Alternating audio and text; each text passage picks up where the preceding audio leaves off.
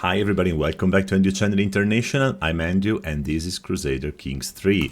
Today we start a new game as you suggested and voted with All Under Heaven. Let me check, let me show you the map, what I mean. So this is now the new map of Crusader Kings III. We have all Asia and we can play a new nation wherever we want. I start in January 867 because I really like the early start. It's really back in time, and I know that my game potentially can really continue forever.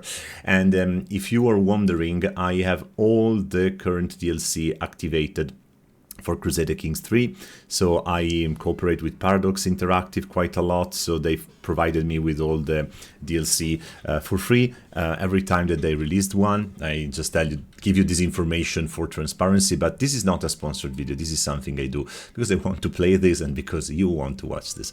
And my idea, as you see from the title and the cover, is to play in Silla, which is kingdom. It's the Korean kingdom in this Asia Middle Ages, and I will start with Kim Jung-ryom of Silla, of the family king. He is going to be starting in a tough situation because we are not going to be able to expand that much because Balahe is also pretty strong. I'm going to play in Iron Man, and I'm going to play roleplay, meaning that if my character is arrogant, I will play arrogant. If my character, like in this way, is generous, I will be generous with people. I will be forgiving. I will also be stubborn. And for each event, we will discuss together, and then we will decide based on our personality. So this is how Silla looks like in 867. We share a border with the little chiefdom on Jung-won, where we have a chieftain ruling 500 men and basically I don't know, maybe a couple of goats. I want to check maybe the map. Let me see the terrain map. That's what I wanted to show you. Yeah, those are mountains and hills, and our geography is really diversified, as Korea is. So there are very high mountains, there are hills, but there is also the ocean or the sea. So let's move back to the political overview. I present you Gungwon Kim Jung-ryom, and then if any of you speaks Korean, please correct me if I say something wrong, as always. And I'm gonna speak English during my gameplay, but you can use the option from YouTube and auto dub in the language you prefer. A lot of guys following me from South America watch my Spanish dub videos, or someone is using also Portuguese, Brazilian, or Italian. You feel free. Or I will try to keep my English simple as it is, because I'm not a native speaker either. But I hope you will have fun, guys. So let's start with the presentation of the family. My ruler is a flamboyant trickster, so we will also try to trick people time by time, and that's a challenging and interesting perspective. We are quite bad with every sort of characteristic, but our generosity. How can you be generous, forgiving, but also a trickster? So you try to scam people, but then you give the money back. I don't know. Tell me in the comment section what do you think. Our spouse, Lady Kim, is called Moon-Ui. Moon-Ui is 26 years old. She's diligent, generous, and humble. We are a generous couple, and she's a thrifty clerk. So the first thing I'm going to do, I go to the council, and considering that she is a thrifty clerk, she's gonna be helping the leader administrating the kingdom. I wouldn't ask her to do anything else. The religions we are using is organized Buddhist faith, Avata, Saka, and we are following monasticism, esotericism, and the inner journey. Pretty good. I think we will discover this religion in time. But for now, we know that gluttony, wrath, impatience, and being deceitful are considered sins. And there are a lot of virtues like temperation, generosity is a virtue, calm, patience, honesty, compassion, and wisdom. All right? Perfect. It starts in a very nice way. We have, I didn't show you our hair, sorry, Yeong. Yeong is 5 years old. is at the moment a bossy guy, martial in stewardship. Considering that the father is forgiving and generous and stubborn, I might consider that the father will try to give him a sort of education. And the first thing that I want to check is what are his personal preferences. He is not very suited for the diplomacy career, and also with this kind of family, diplomacy looks strange. I wouldn't go to intrigue because we are just a flamboyant trickster, so we are not a real spy mastermind. I would start suggesting that he studies, let's say, economy, because he will have to rule a rich reign one day, and that's what we want to do. And I want also to educate him. Kim Jong will become the word. Kim Eung-rieom. I will call him Eung, okay? Eung will be also the magister, if you want to use the Latin sentence. So we didn't choose a lifestyle yet. We would have a bonus with intrigue, but considering also the life with our wife, which is a steward, complete steward, and considering that we are stubborn and we want to learn how to rule a kingdom, I will go for the less impacting and less efficient path of a stewardship lifestyle. And we are going to focus ourselves not on wealth, because we're generous, we don't want to keep everything for ourselves. Probably domain. My land and the people under my care are my strength, because he has also in the back of his mind the idea of manipulating people. Even if he's a little bit naive, having the domain focus will give him more chance then to control more cities in the future. All right, talking about cities, let's introduce you to Gyeongju, here where we have our capital, and Andong, where we have our second province, where at the moment nothing is built. We have also our house, our villa, and at the moment our domicile is producing a sort of income and also influence, because we might assume that we have servants that are planting crops, so we have maybe some fields, some fruits, some silk, I don't know, but we are generating a sort of wealth. And the first thing I could do, I could build a new district as soon as I have some money, but we will check this when time will come. The first thing that a ruler must do is checking his council. As I presented already Kim Moon-ui, I introduce you now to Won Pyong. He is our high priest. Can I call it this way? Suiva is called, okay. Unfortunately, to be a high priest is not really the best in the world. His caste, his impatience, is paranoid, and he is a conscientious scribe. So yeah, and a nice clerk under our control, but nothing brilliant. Maybe one day we will decide to appoint someone else, but that's not the case yet. Our Grand Chancellor is An, also of our family. It seems that he is also of our family, siblings, Kim In-gong, our court here, okay. He has also a brother in our court. The first thing that I see is that he's not married, and he's 40.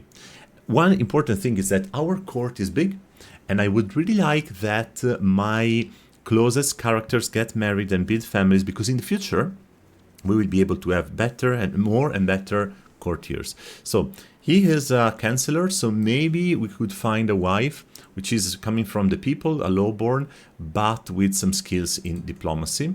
So we will offer him this wedding. And the job this is going to do is not to bestow royal favor, it is just to pursue domestic affair at the beginning. I want that he increases the relations with all the other guys in our court. The Grand Treasurer is Kim Gyeong-yu. He is also not married, and I proceed to find for him also a wife. They need all to have a family at a certain point. He is an amazing counselor. He's an amazing treasurer because his Midas touched. It means that for his natural inclination, he can really touch anything and turn it into gold. He has an amazing sense for business, meaning that he might help us to build some monthly income.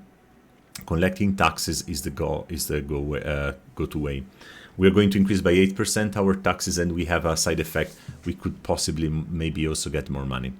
Our Grand General is Kim Seong-hee. Okay, Kim Seong-hee is also of the, okay, House Kim. Is unlanded, of course. Unmarried, of course.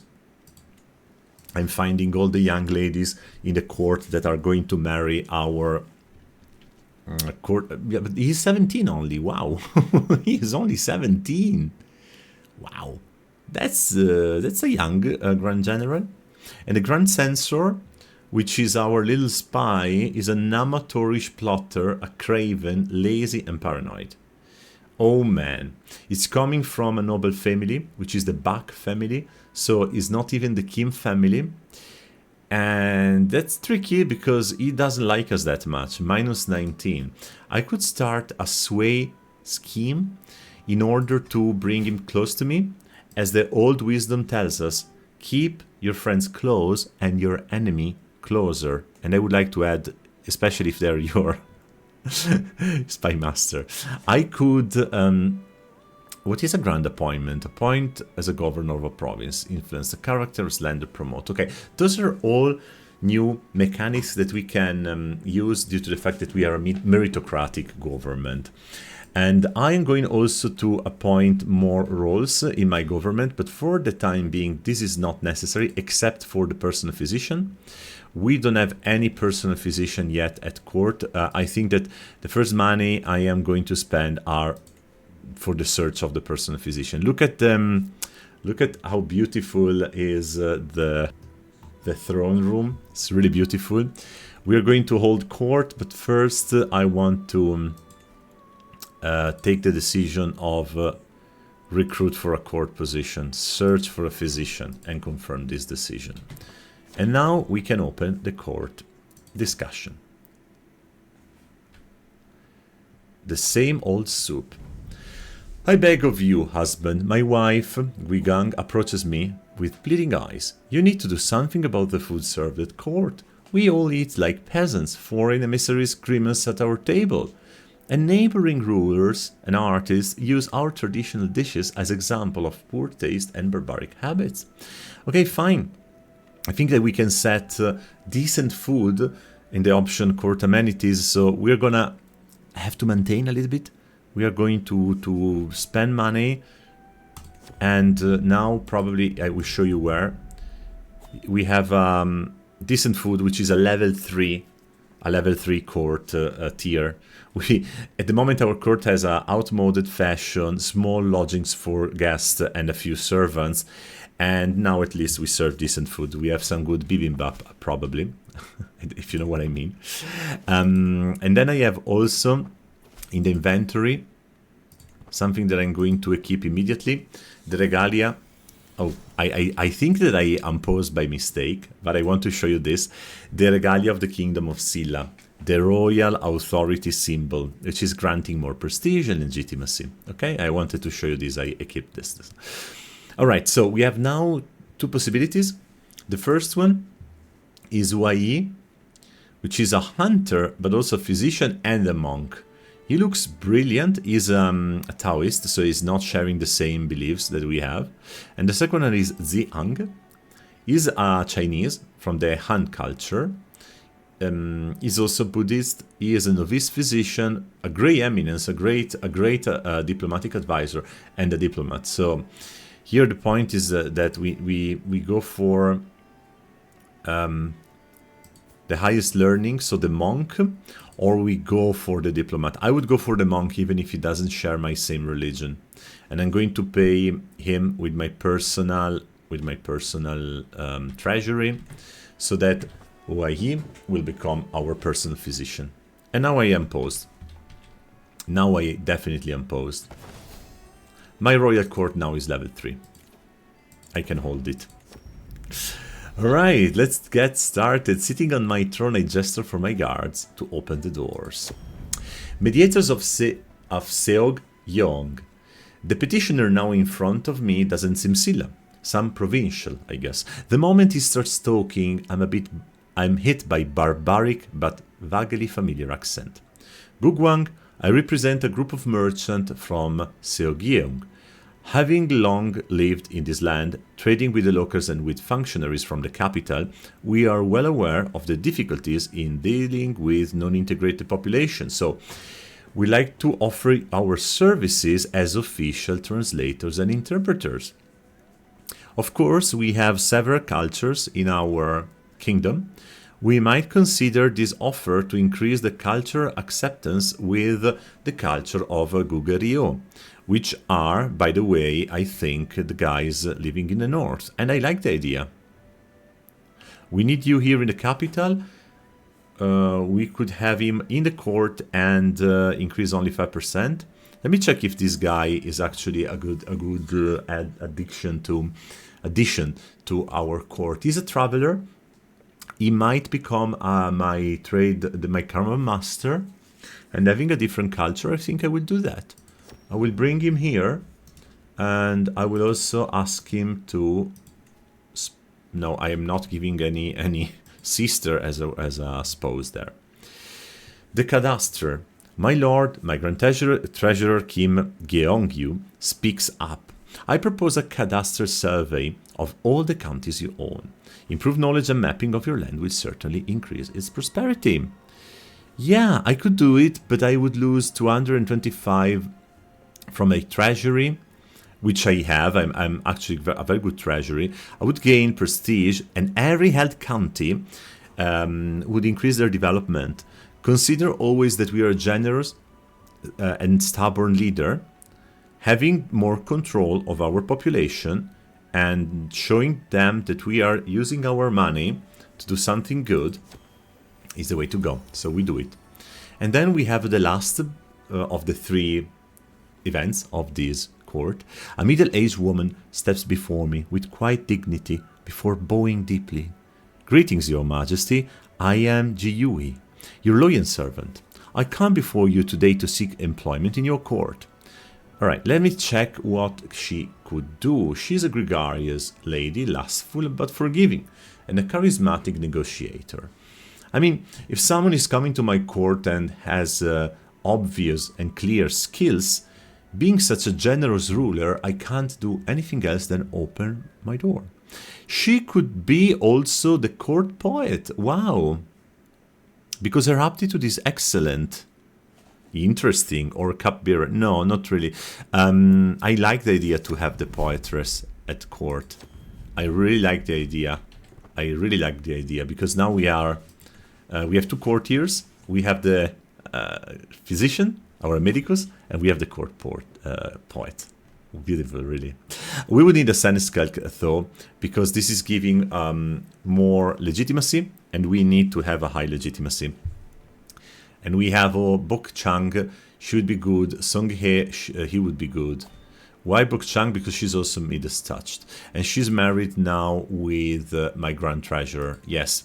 So the wife of the grand treasurer is now appointed as senescal. And Lupus in Fabula, apropos, we have her husband, Kim Gyeongyu, our grand treasurer, which is coming to us offering to... I read you the message. Highness, we must go over our expenses and prepare a new budget for the treasury. I fear the matter cannot wait. Our current income greatly exceeds our expenses. So, very well, let's set a new budget. You get to choose a treasury budget from a number of options. Let's check it. Salaries should be our primary focus. So, salary budget is 55 and military is 35. Strong military is going to be our focus, or 50-50. Is not a soldier. Is a steward. I think that salaries should be our primary focus. I focus on the internal borders. Maybe his son will be a, let's say, aggressive guy, and we will enter in a war phase. But with our leader, with Eungrion of Silla in power, I think that we will avoid war. And now we can open a dynasty and pick it. But first of all, The cadastre has been completed. We have a developing growth by 35. We get prestige, and every held county gets mapped wilderness, giving more control and more development, which is wonderful. Now let's open the dynasty. I already know where I want to go, because there are new... Do you know the dynasties? Are you familiar with this game? Maybe you play the game, but dynasties are bonuses that remain forever in your family. Even if you have your grandson or granddaughter, they will have those bonuses because they share the same legacy. And the first legacy that we want to unlock is the virtue, which is new because we are a meritocratic government. Righteousness, Confucian tradition, trait experience gain plus 15%, and gain an exam advantage at the start of every capital examination activity. The exam is something we share with the Chinese dynasties, because to be part of the government we need to show this. And by the way, look at our wife. She just managed to give us find 50 ducats thanks to her excellent stewardship skills. And look what the grandmaster, the grand treasurer, did. He managed to tax more 80 ducats that go to our treasury. It seems that our new phase of spending review, budget and efficiency just kicked in, which means that I go to my estate and I can build the tea garden, which would increase the domicile income and give a tiny boost of health to our family. Since we're generous, this could be a perfect way, because we are people that want to sit with friends and other politicians on the tea garden, right? Herbal oil, not really. Wow, we could have really silk. Mulberry copse. Ancestors shrine, pagoda, the barracks, the sentry tower, the garden, the stables. No, I think I'm going to build my tea garden in the villa, and I invest this money here so that we will have soon. And I go, now the speed is 4. Our wife is now pregnant. Congratulations. It didn't take long time, but she's 26, he is 21. So she is a little bit older than him, but I didn't wait. And that's beautiful because they have already 3 children. And then the 4th is, let's say, in the pipeline, in production. Okay, good. One thing that we could do at a certain point, we should visit the Emperor Tang, because the Emperor of Tang is our liege. We are an independent... Oh my goodness, I will show you this later, but I wanted to tell you, we are an independent country, but we are tributaries to the Tang. And as soon as I was talking about the Tang, my suzerain has been attacked by Governor Sui Geng. Governor Sui Geng, it seems to be a very brave, obviously, zealous, and torturer, schemer, poet, and governor. A very disturbed personality, and very brave indeed, because he declared war to be independent, and he did it when he was 72 years old and almost dying. So he wants to enter in the history, apparently. And I don't know if I will be required to send some troops. We will see that. What I notice is that our Grand Censor starts having a very good relation with us. Remember, it was minus 19 originally. Now it's plus 34. Oh my goodness. Something terrible happened. Something terrible happened. Our wife, Lady Kim Moon Ui, is dead. She tried to give birth to our daughter, and she died. And this is an event that can happen, unfortunately. So now we do not have any main spouse. I mean, we had a secondary spouse, which is also our sister-in-law, because she's the daughter of... Oh, really? Right. She was the sister of Kim Moon Ui. So 2 sisters married the king of Silla. So we have the sister of our previous wife as a new queen. And she is gluttonous, cynical, arrogant, and a misguided warrior. Oh, she's so bad compared to our beloved queen. And now what she can do here, well, not that much. Maybe she will help us since she's a misguided warrior and she's arrogant. She believes she is the ruler and the leader of our army, and she will help us with some skills, with some tasks in terms of martial. But look how our rulership dropped definitely with the death of our wife. Ladies and gentlemen, this was the first episode that I wanted to dedicate to Silla, also because I want you to ask if you like it and if you want me to start a real series with this character and playing with a roleplay. If the answer is yes, please leave a comment down below and subscribe to this channel. My goal, my dream is to hit 10,000 subscribers one day, so it would be fantastic if you take part to this journey and you support me. With that being said, thank you for watching. I wish you a great day or a great evening, and we see each other next time.